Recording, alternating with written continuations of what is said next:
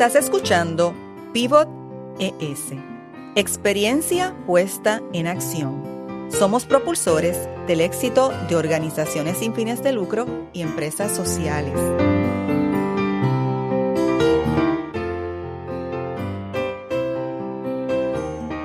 Soy Marieli Rivera y en este podcast escucharás a líderes con experiencia en temas de innovación y soluciones para el desarrollo sostenible.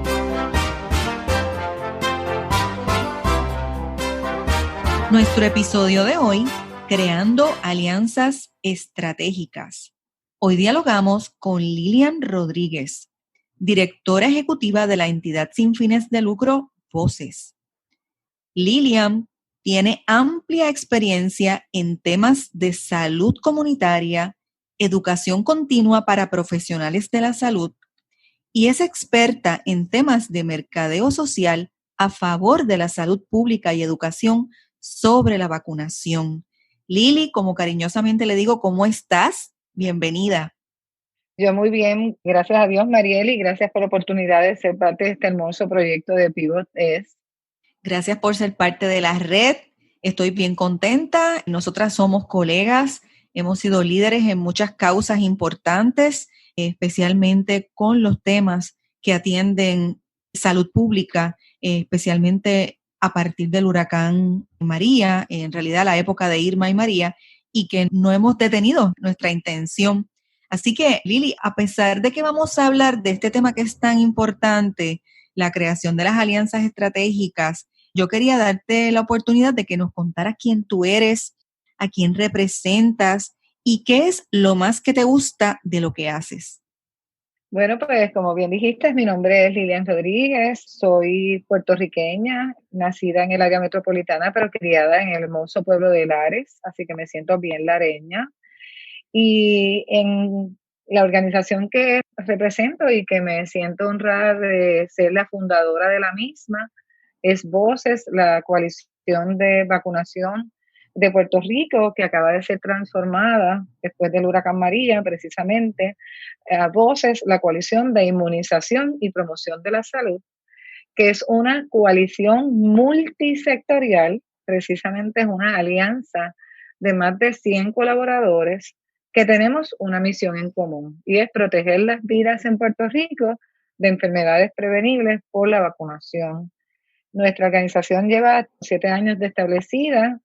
Ya no soy la presidenta de la Junta de Directores, sino que a través de la misma Junta, ellos entendieron que claramente al haber fundado la organización, me ofrecieron la oportunidad de quedarme como principal oficial o directora ejecutiva, y aquí estoy, dirigiendo este barco que precisamente en este momento estamos viviendo lo que sería un mundo sin vacunas, lo que estamos experimentando, ¿verdad?, con COVID-19. Así que estoy viviendo la historia que llevo contando por más de 7 años. Lo que me inspiró a crear esta organización, pues básicamente era el escuchar por más de 16 años los retos que estaban teniendo los pediatras y por el otro lado, los padres jóvenes que se cuestionaban y se cuestionan el por qué vacunar a nuestros niños. Lo viví en mi carácter personal, soy abuelita ya, y lo viví y cuando me siento a dialogar con mi hija, me dice, pero es que no soy yo, son muchas mamás como yo, de la misma edad que yo, que tenemos esas mismas preocupaciones y entendí que era el momento de devolverle a la vacunación un tema de actualidad como lo es hoy. Y lo más que me gusta hacer, me encanta trabajar en las comunidades, me encanta hacer las alianzas, me encanta ver cómo podemos unir como un rompecabezas, donde pudiera traer diferentes jugadores para que pongamos una meta en común centrada en el paciente, en las necesidades del paciente y no en las necesidades individuales. Así que eso es lo que soy. Claro, a mí me consta el compromiso y la visión que se quiere atender especialmente a partir de la experiencia de los huracanes, llegando ahora a jamás imaginarnos que íbamos a estar en medio de una pandemia. Así que es el nivel mayor, es como el nivel superior de experimentar lo que es educar y discutir estos temas, insertado en una misión común de todas las personas, que es tener una buena salud pública. Así que a mí me parece que es bien atinado y hay que informar y educar mucho a las personas y respetar a aquellos que han tomado otras decisiones, pero sin nosotros dejar de haberles educado sobre el tema. Y por eso el tema de las alianzas aquí es tan importante, porque en realidad estos trabajos no se pueden hacer aislados, solos. Y Lili, las alianzas son tan importantes que han sido estudiadas. El Social Enterprise Initiative de la Escuela de Negocios de la Universidad de Harvard ha definido que una alianza es un entendimiento que se produce entre dos o más sectores sociales, quienes gracias a dialogar sobre el tema y establecer objetivos de consenso, pueden definir un plan de acción para lograr beneficios de mutua conveniencia. Y traigo esto porque a veces pensamos que las alianzas son asuntos simplemente de boca a boca, verbal, o que ocurren de manera improvisada.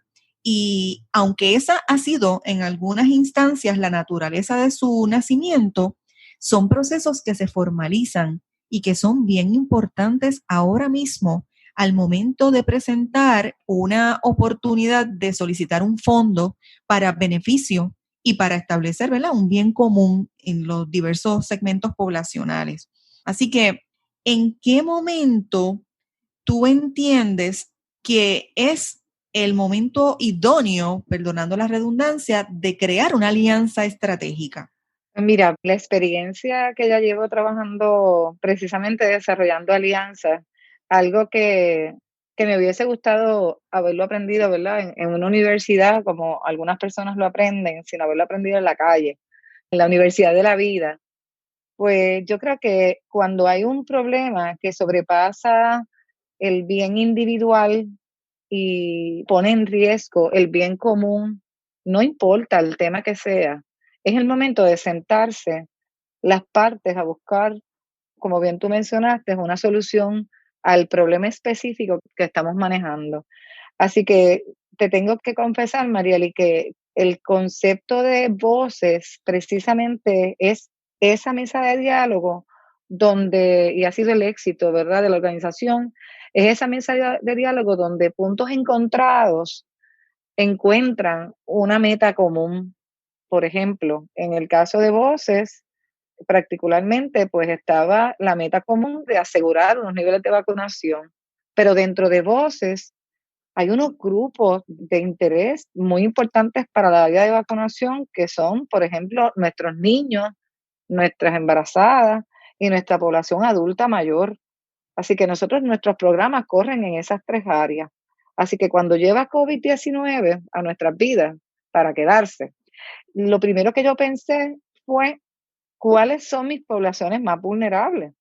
Ya se escuchaba que los niños no se están viendo tan afectados, que los niños son carriers de la enfermedad, pero quienes se me están muriendo son los viejitos, las personas adultas mayores, las enfermedades con enfermedades crónicas. Así que rápido reaccioné y de manera inmediata, pues tienes que hacer ese contacto de establecer esta comunicación con las organizaciones que están dentro de tu alianza y fuera de tu alianza. No tienen que haber sido miembros de la alianza que tú tienes actual y traerlos para comenzar a dialogar cómo vamos a enfrentar a la crisis, cómo vamos a enfrentar la emergencia que tenemos o cómo vamos a enfrentar cualquier situación que se presente porque afecta el bien común de todo el mundo.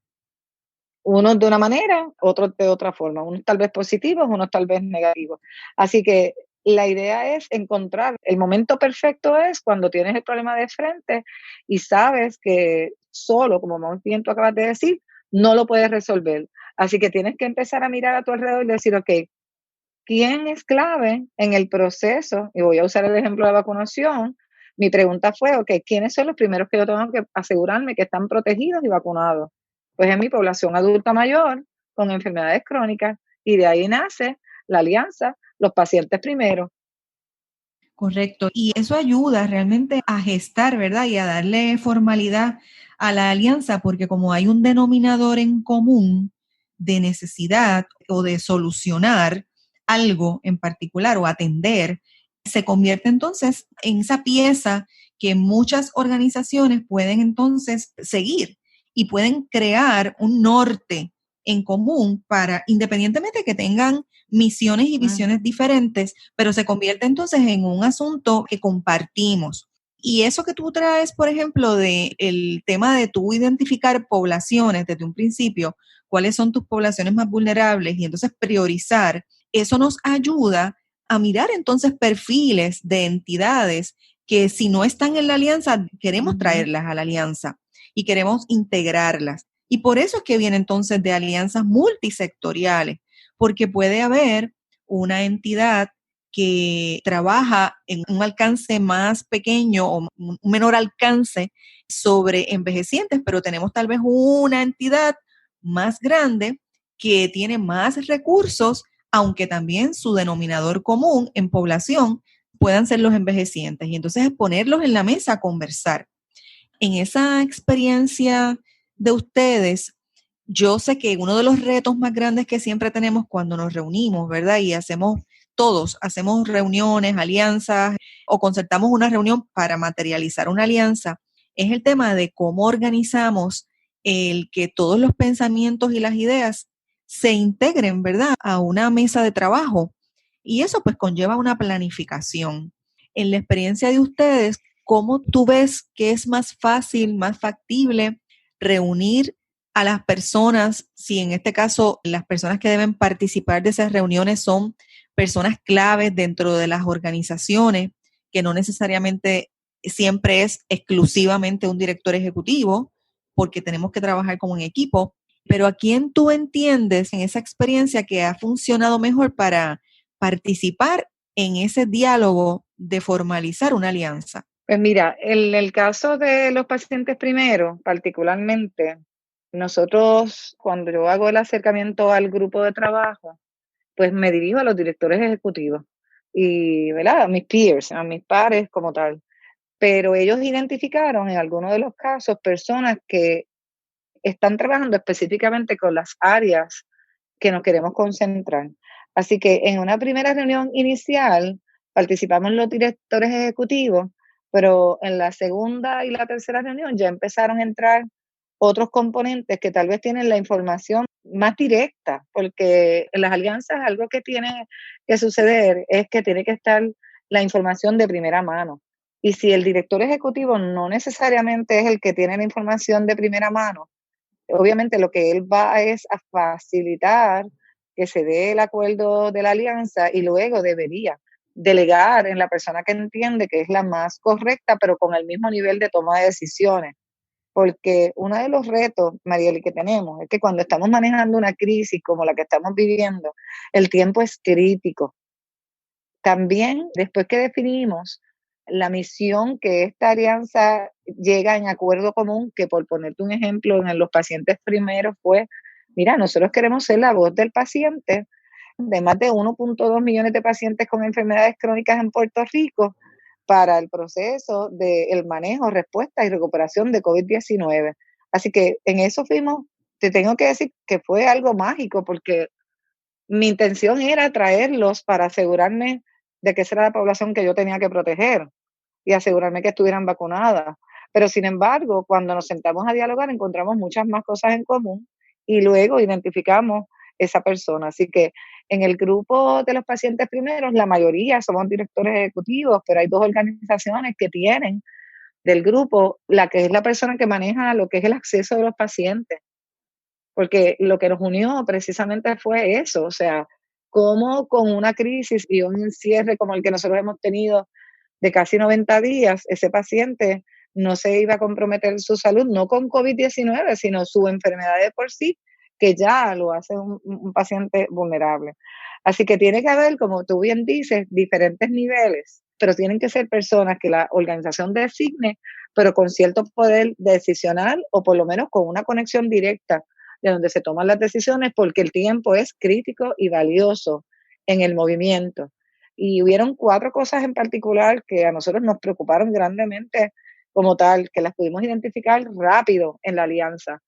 Primero, nos preocupaba cómo los pacientes van a retomar la visita médica, cómo los pacientes iban a adherirse a sus terapias, cómo los pacientes iban a aceptar la telemedicina, porque entonces la política pública se movió tan fugaz, como que de no tener nada, tenemos un 100 con telemedicina en política pública de todos los niveles, federal, estatal, o sea, todo. pero el paciente no sabe. Así que empezamos a identificar cuáles eran como que los retos principales de manera rápida. Llegamos a unos acuerdos y unos entendimientos. Claro, tengo que reconocer que tiene que haber una base de desarrollar una confianza que ya en este grupo existía. Y pues hay personas que damos a veces cuando nos conocemos, y yo creo que tú y yo somos muy parecidas en eso, que damos ese 100 desde el principio. Y, ¿verdad? La persona, como yo digo, se va restando. Así que ese nivel de confianza que tiene que lograrse en el grupo de trabajo de una alianza es crítico e importante. Así que la contestación, ¿verdad? Es que debe de ser la persona, no importa el nivel que esté, que tenga el conocimiento pleno del problema que se va a tratar de manejar y que tenga cierto poder decisional y si no, la facilidad de poder llegar a regresar con la respuesta que se pueda necesitar. Es muy interesante todo eso que estás argumentando, que es bien positivo para fortalecer ese proceso de consolidar una alianza. Y para los escuchas, vamos a definir la alianza por los pacientes primero, porque hemos hablado de ella, pero específicamente explícanos quiénes están integrados en este movimiento que se ha dado como resultado de esta circunstancia de la pandemia, pero que ya tiene unos cimientos desde el tema del desastre natural con Irma y María, Exacto. por el tema de las enfermedades crónicas. Eso es así. Pues mira, la alianza la agrupan en este momento 7 organizaciones sin fines de lucro. La mayoría de ellas somos 510C3, hay 2 de ellas que no. Y ofrecemos normalmente educación, abogamos por los derechos del paciente, algunas brindamos servicios directos a pacientes en condiciones crónicas y en el caso de Voce, pues cuando se puede y hay la facilidad, y hemos sido muy bendecidos desde María para acá, hemos podido brindar servicios, pero la alianza la componen la Sociedad Americana contra el Cáncer, la Alianza para el Control de Enfermedades Crónicas, precisamente, el Consejo Renal de Puerto Rico, la Asociación Puertorriqueña de Diabetes, la Asociación Puertorriqueña del Pulmón, AARP y Voces. ¿Qué nos une a todos? El denominador común, más allá de ser organizaciones sin fines de lucro, nos une el paciente. Nos centramos en las necesidades del paciente y cómo su entorno tiene que moverse alrededor de él. Y cuando sumamos la cantidad de años de experiencia que tienen estas organizaciones, sobrepasan los 196 años de servicios en nuestra isla. Y segundo, ¿verdad? No menos importante, unimos 1.2 millones de pacientes. Y entonces, ¿qué es lo que trato de decirte con esos 2 últimos planteamientos? Y es que las alianzas nos hacen poder llevar una causa o poder llegar a un resultado mucho más efectivo, porque es como cuando tú coges un velero de un barquito, ¿verdad? Y hay 2 remos. Pues si todos remamos hacia un mismo lugar, con una meta común, con unos objetivos en común, va a ser más fácil el camino y vamos a llegar al otro lado. Pero si yo estoy nadando hacia la izquierda y tú hacia la derecha, definitivamente no vamos a llegar, o por lo menos si llegamos nos vamos a tardar muchísimo más. Y estas son cosas bien importantes que nos proveen las alianzas. Las alianzas, ya sea por emergencias o ya sea porque ambas partes se benefician de llegar a una meta común. Y en este caso, mira qué interesante que estás compartiéndonos unos números relativamente impactantes, porque 1.2 pacientes con enfermedades crónicas de una población que apenas está fluctuando en Puerto Rico en los 4 millones, es un número de impacto, imagínate, o sea, es un número súper alto. Y con enfermedades crónicas que puedes tener un paciente con 2 o 3 condiciones. Eso es así. O sea, que no necesariamente por paciente contar una enfermedad crónica. Así que esto es súper importante, el haber tomado esta iniciativa y elevarlo a la configuración de una alianza que es parte de los cimientos originales de la organización Voces, pero dándole ahora un área de enfoque al tema de los pacientes primero. Yo hablaba con otros invitados e invitadas en los episodios de Pivot ES, ¿por qué es tan importante colocar ese participante como el centro de la acción cuando vamos a tratar de resolver un asunto? Es como en este caso los pacientes. En el caso de la educación, los niños y los jóvenes. En el caso de las empresas, los empresarios de pequeñas y medianas empresas, en este caso hablando. O sea, cómo uno se posiciona en el lugar de ese participante, de ese cliente, de ese paciente, de ese estudiante. Y no me cabe la menor duda que esta acción de tratar de moverlo a un nivel de alianza nos puede llevar a una mejor consecución de aspectos a beneficio del bienestar de los pacientes crónicos, en este caso, y de los familiares, porque no están solos en esto, no son los pacientes, nada, los cuidadores. Así que me parece que es excepcional. ¿Ustedes tienen algún plan de acción con el tema del COVID, específicamente a raíz de configurarse como alianza?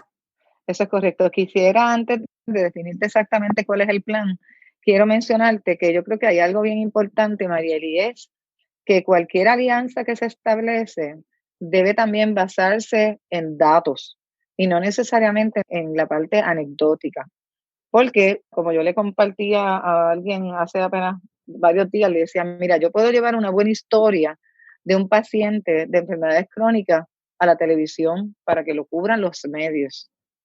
Pero cuando yo me siento a hablar de presupuesto o cuando yo me siento a hablar de política pública, yo necesito tener datos.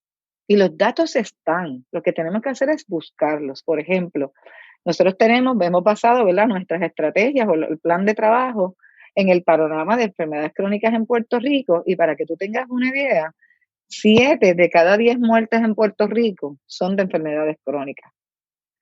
Interesantemente, por ejemplo, la primera es corazón, la segunda es cáncer, la tercera es diabetes, la cuarta es Alzheimer, la sexta es enfermedades respiratorias, la 8 es enfermedades renales, y fíjate que te estoy mencionando a los componentes de la alianza. Y la última, que aunque la gente piensa que no, es la influenza y la pulmonía, o sea que son las 10 causas de mayor muerte en nuestro país. Y de estas enfermedades, cada 86 centavos que se gasta en Puerto Rico se invierte en enfermedades crónicas. O sea que aquí estamos hablando de un problema mucho más allá que COVID lo va a empeorar o lo ha empeorado por varias razones. Así que el plan de trabajo, ¿verdad?, que nosotros nos establecimos fue cómo nosotros podemos ser la voz de ese paciente en las mesas de discusión. ¿Por qué? Porque estamos viendo desde afuera, no nos han invitado a sentarnos en la mesa. Eso ha ido cambiando un poco, pero cuando nos reunimos al principio, pues en la legislatura se están tomando decisiones, en el Departamento de Salud, en las fortalezas, diferentes agencias gubernamentales, no importa el país donde te encuentres. Así que nosotros necesitamos ser parte de esa mesa de diálogo para asegurarnos de que ellos tengan el oído en la tierra, de escuchar al paciente y de entender que ese paciente tiene miedo de salir de su casa, porque tiene miedo a contagiarse, porque ya él sabe que su enfermedad de por sí lo puede complicar y se puede morir.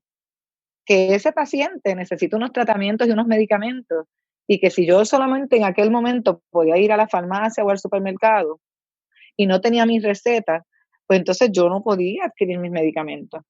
Que el paciente tiene que adherirse a sus tratamientos y no renunciar a ellos por cansancio, porque no encuentra el medicamento, porque no encuentra a su doctor, por mil razones.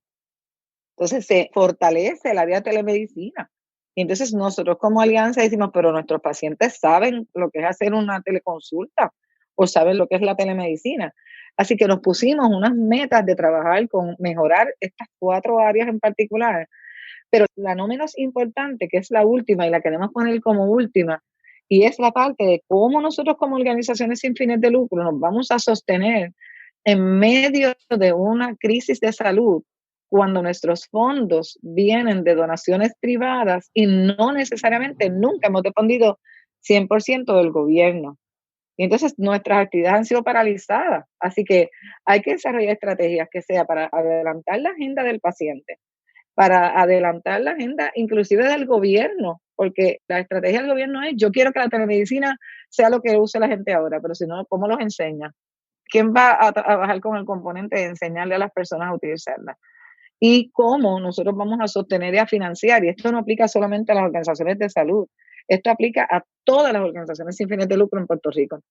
Y en Estados Unidos, para María tuvimos la bendición de que vino un montón de gente de afuera, pero en este momento no lo vamos a tener porque estamos, sálvese quien pueda. Estados Unidos tratando de bregar con su crisis, Europa bregando con su crisis, Italia, España, Puerto Rico, República Dominicana, todo el mundo tratando de manejar su propia crisis. Así que estamos solos.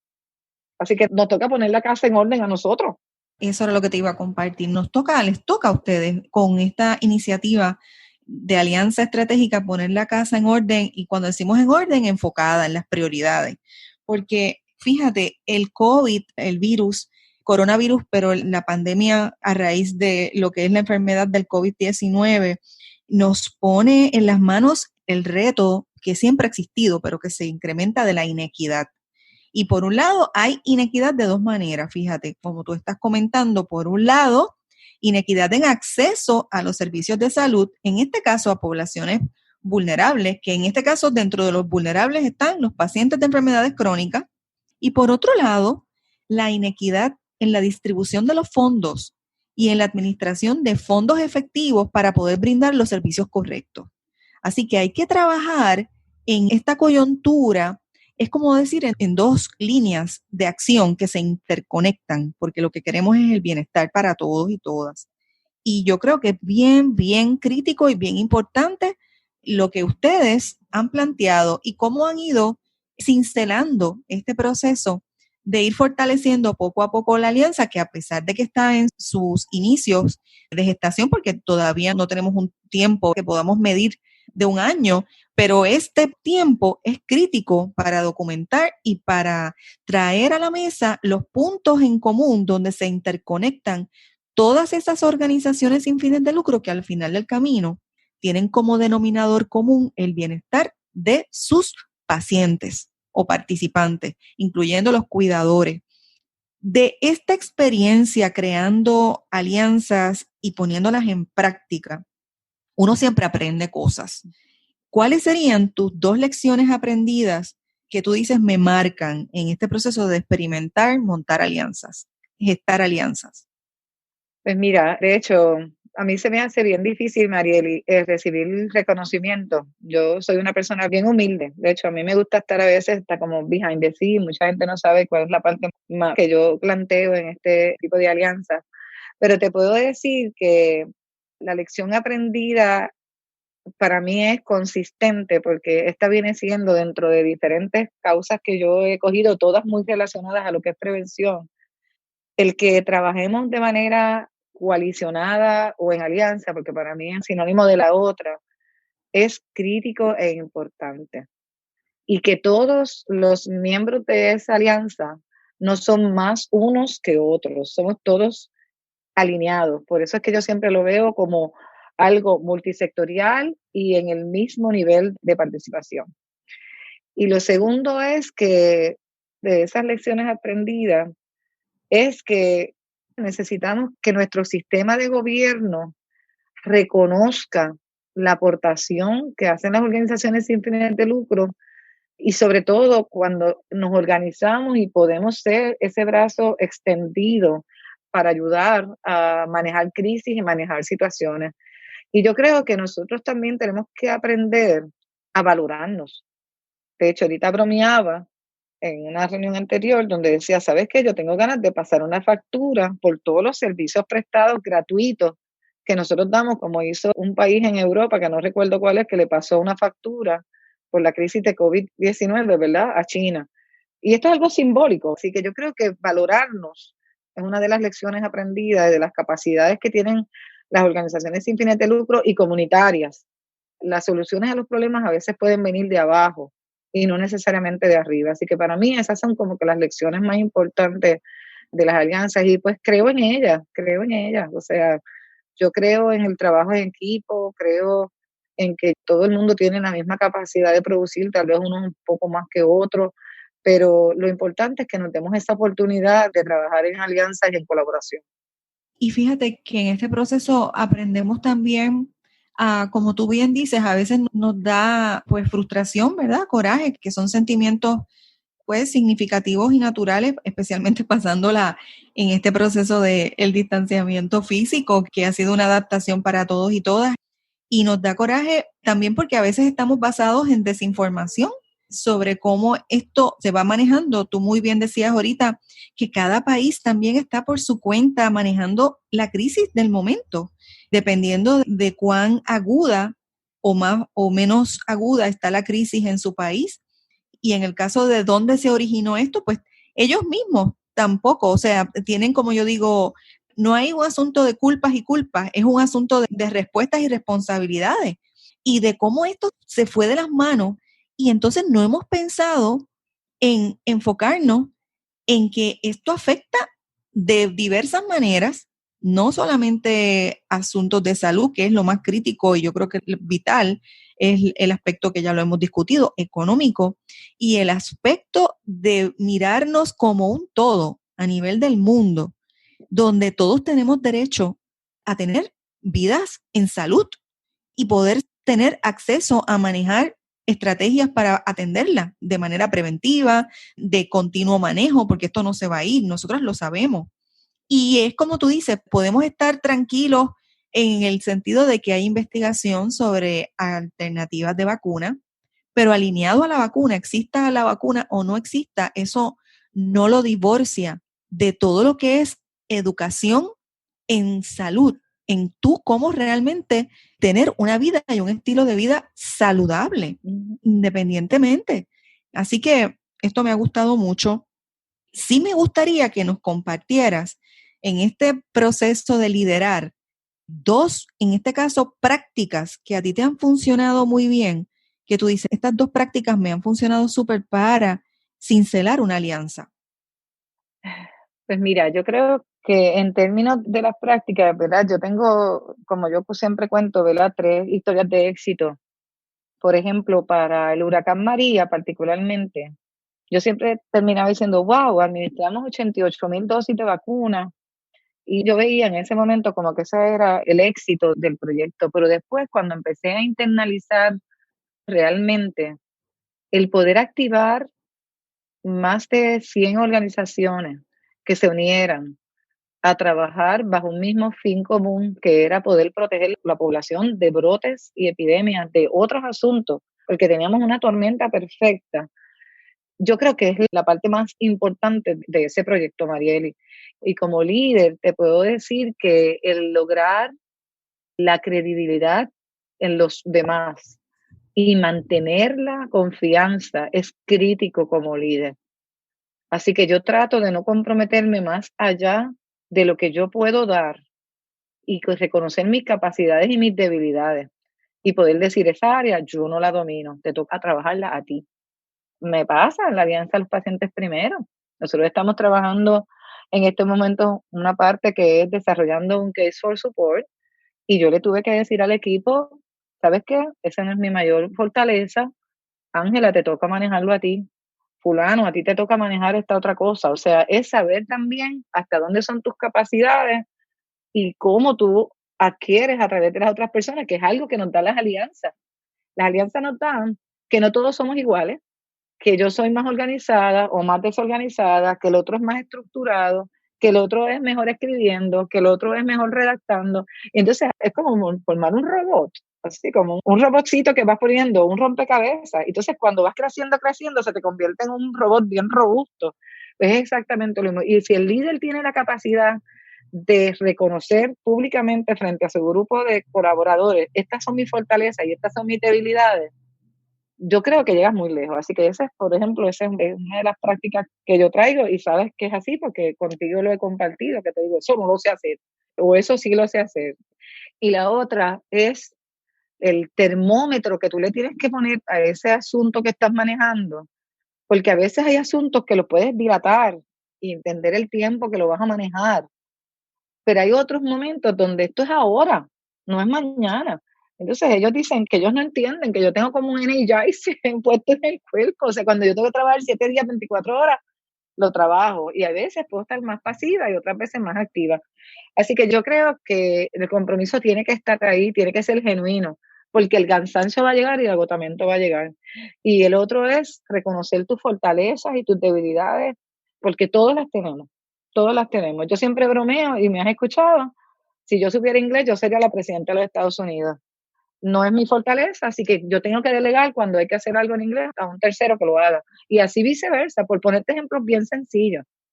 Sí, pero esto es bien importante porque así es que se fortalecen las mejores prácticas de una líder o de un líder cuando reconoce cómo tiene que delegar, ¿verdad? Y qué capacidades debe desarrollar para poder lograr el objetivo. Y esto tú lo has descrito muy bien, o sea, por un lado, esa credibilidad y confianza que el líder tiene que proyectar, que es un asunto también para establecer esas empatías con otros y otras, y medir temperatura, que obviamente solamente se mide temperatura cuando logramos compromiso, porque ahí tú puedes saber lo que está ocurriendo de verdad y cómo poder entonces establecer más rápido una estrategia, porque hay una confianza para poder medir esa temperatura. Eso me ha fascinado.